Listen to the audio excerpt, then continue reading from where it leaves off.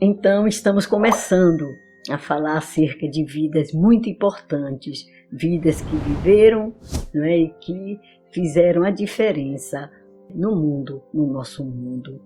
Nós estamos aqui hoje, vamos estar comentando um pouco acerca do nosso amado irmão Richard Wurmbrand.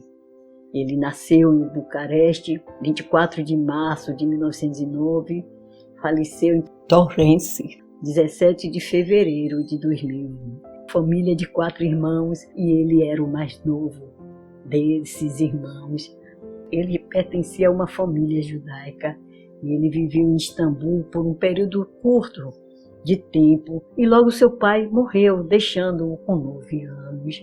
Sua infância foi muito cruel, porque desde cedo ele tinha, não é, como ideia a ideia do ateísmo. Ele era um ateu convicto. Muitos são os que nós podemos olhar no dia de hoje, no nosso tempo, familiares nossos que não creem em Deus, mas Deus pode transformar esse membro da sua família, esse seu conhecido, em um homem de Deus. Glória a Deus, porque Deus pode. Vamos orar, vamos continuar entregando os nossos entes queridos diante de Deus. E quando ele tinha 15 anos, os Wurmbrands, a sua família, né, voltou à Romênia.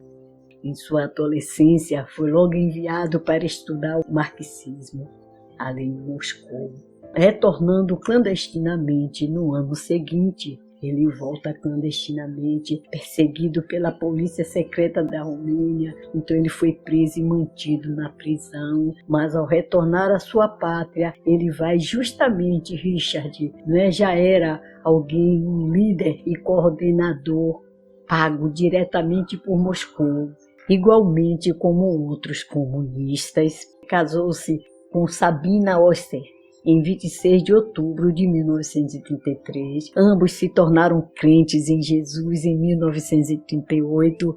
Um dia, mesmo sendo um ateu convicto, diz Richard, orei a Deus. Minha oração foi mais ou menos assim: Deus, eu sei com certeza que tu não existes. Porém, se por acaso tu existires, o que eu duvido, não é minha obrigação acreditar em ti. É tua obrigação te revelares a mim. E ele vai confirmar, eu era ateu, porém o ateísmo não dava paz ao meu coração. Então ele não tinha paz em seu coração, como homem nenhum pode ter paz se não for em Deus. E nessa tormenta não é que ele estava, ele veio depois saber que havia, não é, um carpinteiro. Aquele homem vai ganhá-lo para Jesus, tanto ele quanto a sua esposa. E esse carpinteiro, um velho carpinteiro, orava assim do outro lado: meu Deus, eu te servi na terra e desejava ter minha recompensa tanto na terra como nos céus. E a minha recompensa deve ser que eu não morra antes de ter trazido um judeu para Cristo. Porque ele era judeu, vocês lembram, né? No começo nós falamos, porque Jesus era do povo judeu. Porém eu sou pobre, velho e doente, não posso ir em busca de um judeu. Em minha vila não há nenhum judeu. Traze um judeu à minha vila e eu farei o melhor que puder para levá-lo a Cristo. Richard vai dizer ainda: algo irresistível levou-me àquela vila. Nada tinha para fazer ali. A Romênia tem 12.000 vilas, porém eu fui àquela vila. Vendo que eu era judeu, o carpinteiro me cortejou como nunca uma bela jovem havia sido cortejada. Ele viu em mim uma resposta às suas orações e deu-me uma Bíblia para ler. Eu a havia lido antes várias vezes por motivos culturais. Porém, a Bíblia que ele me havia dado era de um tipo diferente. Como me disse depois, ele havia orado horas a fio, juntamente com sua esposa, pela minha conversão e a da minha senhora. E a Bíblia que ele me deu fora escrita não tanto com letras, mas com chamas de amor ateadas por suas orações. E ele se converteu, a sua esposa também, porque alguém teve um propósito de ganhar alguém para Deus, alguém para Jesus. Você tem esse propósito propósito, há uma chama em seu coração para ganhar vidas, que seu nome fique escrito, mesmo que não seja aqui na terra, mas nos céus, como um ganhador de almas. Glória a Deus, que nós sejamos pessoas assim. Amém. Louvado seja o nome do Senhor Jesus. Então ele vai ser ordenado por 2 vezes. Primeiro ele vai ser como na religião, na visão anglicana, e logo após também a Segunda Guerra ele vai ser um pastor luterano. Ele foi preso ali, ele foi preso diversas vezes, e então ele foi condenado, depois liberado. Em 1944, quando a União Soviética vai ocupar a Romênia, ali para se estabelecer o comunismo, então Richard começou o seu ministério com os seus compatriotas romenos e os soldados ali do Exército Vermelho, e ele, em um momento especial em sua comunidade, ele vai falar para aquele parlamento, para todos aqueles que estão ali, acerca de Jesus, e ali já começa a perseguição contra ele. E quando ele foi tentado pelo governo, quando ele viu que o governo estava controlando as igrejas, logo ele começou aquele ministério conhecido em todo o mundo como ministério subterrâneo. Ele começou a trabalhar com a igreja perseguida. Então ele vai ser lembrado, sempre ele será lembrado por sua coragem em estar em uma reunião de líderes da igreja e ter coragem de denunciar o controle do governo sobre as igrejas naquela reunião. E logo ele foi preso no dia 29 de fevereiro de 1948, enquanto ele estava indo a caminho de um culto. Foi açoitado, torturado e obrigado a ingerir drogas. Contudo, ele resistiu, ficando firme em Deus.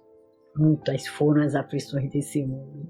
Nós não passamos nada. O que a igreja brasileira, a igreja de Cristo passa? Será, irmã, que então você está desejando que a igreja de Cristo sofra? Que a igreja brasileira sofra? Não, porque eu faço parte da igreja, não gostaria de passar menos de 1% que esse homem passou. Mas nós estamos com toda a liberdade e não temos feito nada. E ali ele também, vai estar sendo açoitado, torturado, ingerindo drogas por aqueles líderes comunistas. Como já falamos, ele resistiu, ele foi forte porque ele estava com Deus. Passou 2 anos na cela da morte. Sabe o que era essa cela da morte? Por que era chamada assim? Porque ninguém voltava com vida dessa cela. Ele passou por vários estabelecimentos penais, Craiova, Gerla e tantos outros, e finalmente ele foi para Jilava, uma solitária, uma cadeia, uma prisão, onde passou 3 anos. Sua esposa também foi presa em 1950, passando 3 anos no estabelecimento penal em trabalho escravo. Ele vai ser libertado depois da primeira prisão, em 1956, depois de 8 anos e meio preso. Mesmo sendo avisado para não pregar, não voltar a pregar, ele continuou o trabalho com a igreja subterrânea. Foi preso novamente em 1959 e condenado a 25 anos de prisão. Durante sua prisão ele vai ser torturado, vai ser espancado, mas em 1964 ele foi solto pela anistia. Preocupados que fosse ele mais uma vez preso, a missão norueguesa para os judeus e a Aliança Cristã Hebraica negociaram com as autoridades comunistas pagando $10.000. Ele foi convencido pelos líderes da igreja ali, que a igreja perseguida, que ele devia sair do país e ser a voz da igreja perseguida fora da nação. E ele vai pela Europa, ele vai pelos Estados Unidos, ele vai contando tudo o que ele passou, o que ele sofreu. Os crentes ali eram pendurados em cordas de cabeça para baixo e açoitados tão severamente que seus corpos balançavam de um lado para o outro sob a força das pancadas. Isso ele viveu e todos aqueles que estavam presos pelos comunistas. Você quer um país comunista? Você quer o Brasil uma outra China? Você quer? Nós queremos isso? Não? Então vamos orar, vamos colocar nossas vidas diante de Deus. E esses que viveram isso venceram porque estavam ligados em Deus. Então eram colocados também em refrigeradores, chamadas celas refrigerantes. Sabe como é que eram usadas? Essas celas eram usadas? Eram tão frias que se formava uma camada de gelo na parte interna das celas, e ele ali foi jogado em uma dessas celas e com bem poucas roupas. Nós sentimos frio no momento, né, que a temperatura desce, e logo, colocamos um cobertor, um casaco, algo para nos esquentar, mas ali não, retiravam quase toda a roupa daqueles prisioneiros. E os médicos da prisão ficavam ali observando por uma abertura, até notar que aqueles já estavam com sintoma da morte. Então, se eles aparentassem já um sintoma de morte, então ali eles tiravam aqueles prisioneiros daquela cela, daquelas celas, e faziam o quê? Davam então para os guardas levarem, os guardas levavam esses prisioneiros e eles eram aquecidos imediatamente. Após serem aquecidos, eram colocados novamente na mesma cela para congelar. Misericórdia, meu Deus, o que é que você tem feito? Você não quer muitas vezes levantar de madrugada para orar, para falar com Deus? Você não quer testemunhar do amor de Deus, do amor do grande Deus? Olha o que esse homem, muitos passaram e muitos estão passando por amor a Jesus. Então Richard vai dizer em seu testemunho que hoje, no momento que ele dizia isso, em muitas vezes ele não conseguia nem sequer suportar abrir o refrigerador da sua casa por causa daquela triste experiência que ele passou. Ele diz também que uma lição ficou após todas as surras, torturas e carnificina feitas pelos comunistas aos cristãos. O espírito é capaz de dominar o corpo. Seu espírito pode dominar seu corpo, dominar sua preguiça, dominar o seu medo. O espírito pode. O espírito recriado em Deus, então, muito mais. E ele vai dizer também, muitas vezes ao sermos torturados, quando recebíamos uma fatia de pão por semana e uma tigela de sopa de água suja por dia, decidimos que continuaríamos dando fielmente o nosso dízimo. Dízimo entre aspas, que dízimo era esse que ele dava? Mesmo nestas circunstâncias, de 10 em 10 semanas, pegávamos a fatia de pão e a entregávamos a alguém que estava mais fraco. E nós, com tanta fartura, muitas vezes não queremos repartir com aquele menos favorecido. Então, como essa, para eles, era oferta ao mestre. Aí ele vai contar também uma experiência acerca de um cristão que vai receber a sentença de morte. E antes de ser executado, permitiram que ele visse sua esposa, e suas últimas palavras a ela foram: "Você precisa saber que morro amando aqueles que me matarão. Eles não sabem o que fazem, e o meu último pedido é que você os ame também. Não sinta, minha esposa, amargura no seu coração, porque mataram o seu amado. Encontraremos-nos no céu." Que esperança, que certeza, não é? De toda a verdade que ele pregava, que eles ali pregavam, eles verdadeiramente criam. Será que nós cremos na verdade que pregamos, que dizemos que nós cremos? Então estas palavras impressionaram o oficial da polícia secreta que estava acompanhando a conversa entre os dois, de tal forma que se converteu. Em consequência, foi colocado na prisão junto comigo, disse Richard, onde contou-me esta história. Esse próprio oficial também foi preso e foi ver como é bom sofrer por amor a Cristo, e ele vai contar a história. Na prisão de Tirguokna havia um prisioneiro também muito jovem chamado Metchevich. Já estava ali desde 18 anos, mas ainda ele era jovem. E após tantas torturas estava muito debilitado e tuberculoso. Sua família de alguma forma descobriu seu estado de saúde, enviando-lhe 100 vidros de estreptomicina que poderiam fazer uma grande diferença a favor da sua saúde, fazendo, na verdade, a diferença entre a vida e a morte. O oficial político da cadeia chamou o prisioneiro e mostrou a encomenda. Disse-lhe: aqui está o remédio que pode salvar sua vida, mas não é permitido receber encomendas da família. Pessoalmente, gostaria de ajudá-lo. Você é muito jovem, não gostaria que morresse na prisão. Que amor, né, que ele tinha por aquele jovem. Ajude-me a ajudá-lo. Dê-me informações contra seus companheiros na prisão, e isto me dará justificativa diante dos meus superiores por lhe ter entregado a encomenda. Metchevich respondeu-lhe sem hesitar: não desejo permanecer vivo e ter vergonha de olhar no espelho, pois estaria vendo um traidor. Não posso aceitar tal condição, prefiro morrer. O oficial lhe estendeu a mão e disse: minhas congratulações, não esperava que me desse qualquer outra resposta, mas eu gostaria de fazer outra proposta. Alguns dos prisioneiros se tornaram informantes. Afirmam que são comunistas e estão denunciando a você. Jogam dos dois lados. Não confiamos neles. Gostaríamos de saber até que ponto são sinceros. Para você foram traidores. Prejudicaram muito sua vida, informando-nos sobre você, palavras e ações. Compreendo que não queira trair seus companheiros, mas dê-nos informações sobre estes que se lhe opõem, e assim salvará sua vida. Metchevich respondeu com a mesma rapidez que tivera na primeira proposta. Sou um discípulo de Jesus e ele nos ensinou a amar até mesmo os nossos inimigos. Estes que nos traem realmente nos prejudicaram muito, mas não posso pagar o mal com o mal. Você está pagando o mal com o mal? Alguém lhe fez o mal e você está pagando com o mal? Não faça isso. O Senhor está com você e ele quer ver a sua atitude.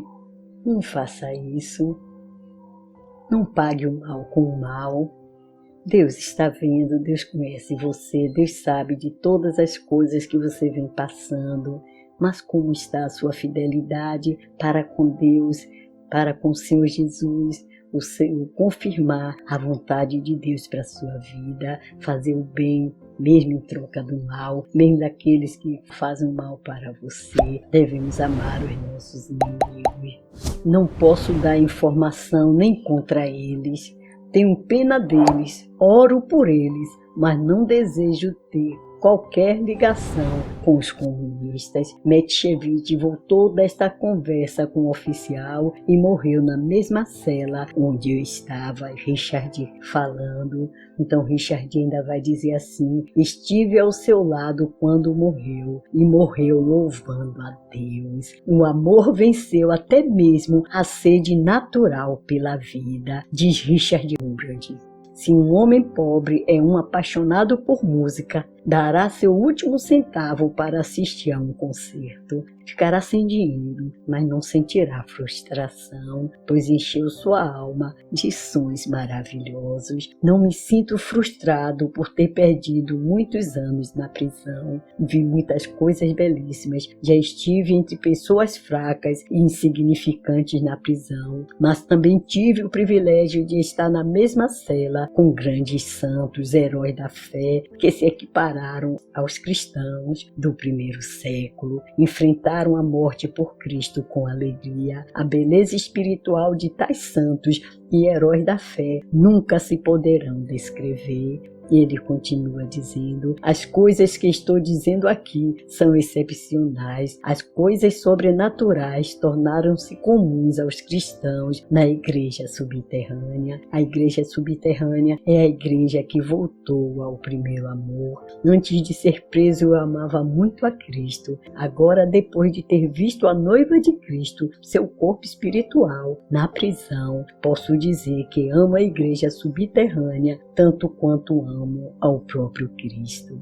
Vi sua beleza e seu espírito de sacrifício. Ele não é o fundador da missão A Voz dos Mártires, uma organização interdenominacional cristã dedicada a ajudar cristãos perseguidos no mundo inteiro. Vamos fazer parte dessa organização através dos nossos joelhos, através das nossas orações, que a vida desse homem de Deus continue contribuindo para que a humanidade, aqueles que servem a Cristo, entendam que vale a pena sofrer por amor a Jesus.